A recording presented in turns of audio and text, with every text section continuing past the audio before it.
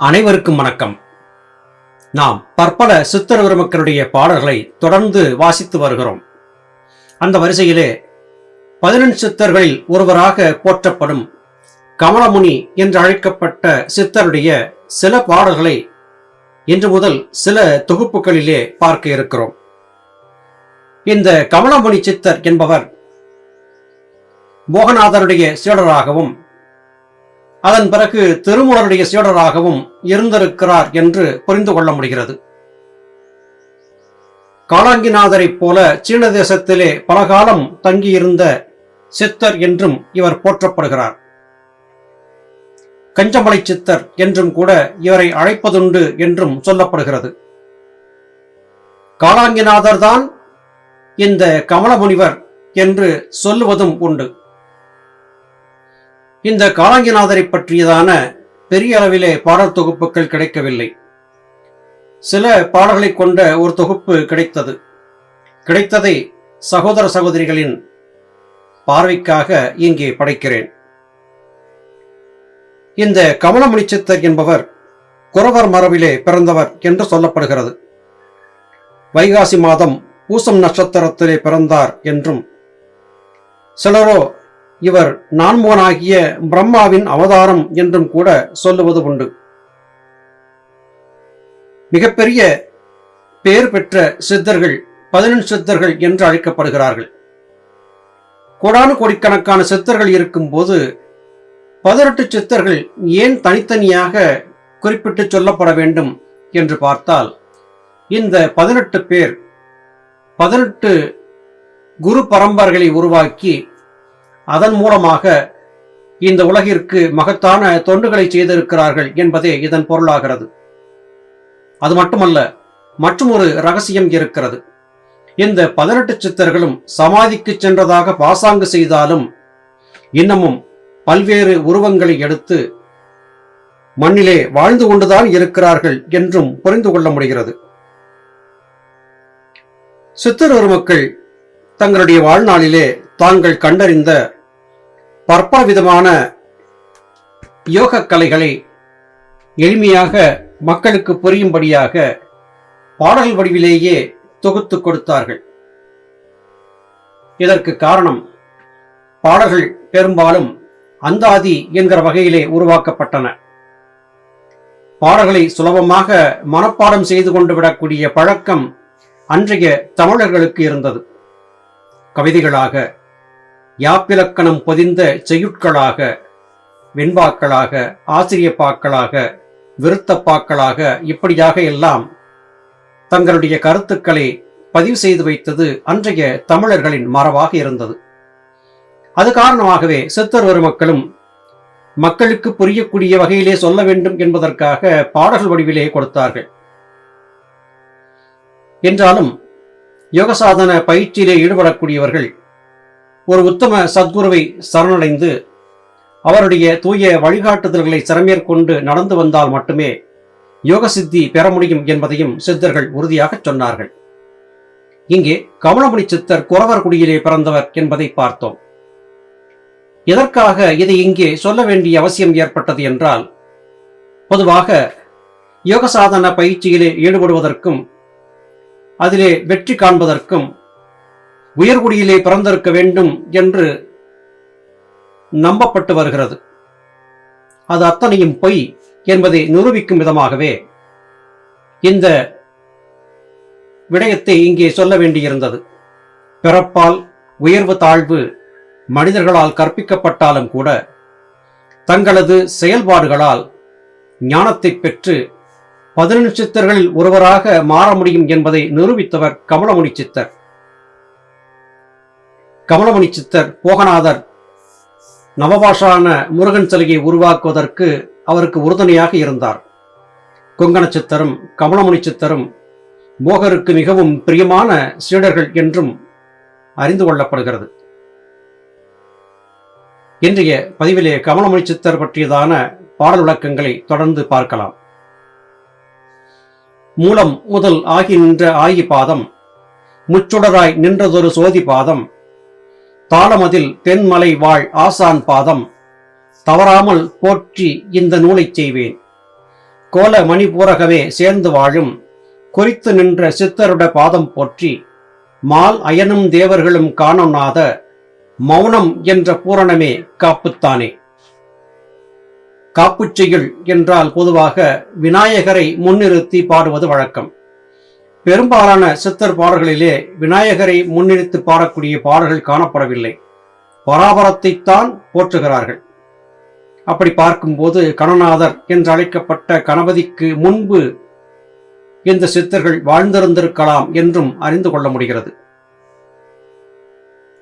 மூலம் முதல் ஆயி பாதம் என்று குறிப்பிடுகிறார்.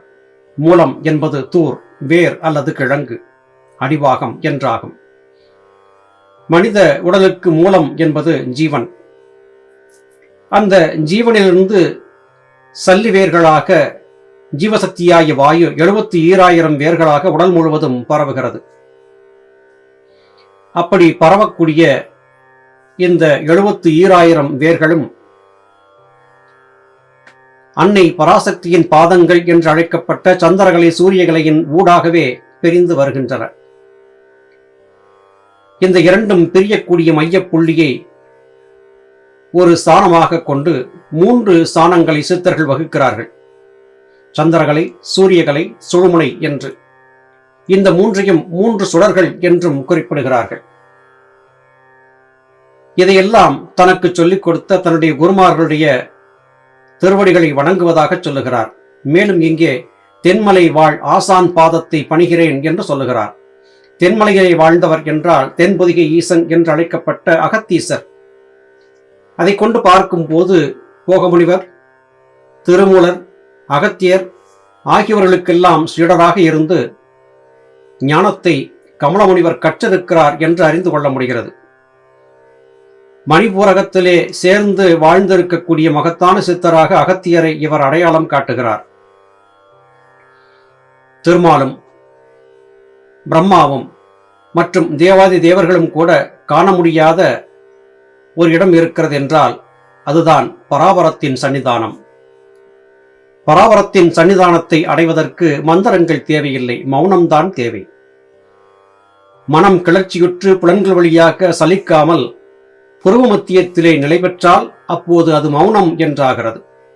அந்த மௌனத்திலே நிலை நின்று பராபரத்தை உணர்ந்து, பராபரத்தை அறிந்து, பராபரத்தோடு இணைந்து பராபரத்தை போற்றுகிறேன் என்று கமலமுனி சித்தர் குறிப்பிடுகிறார்.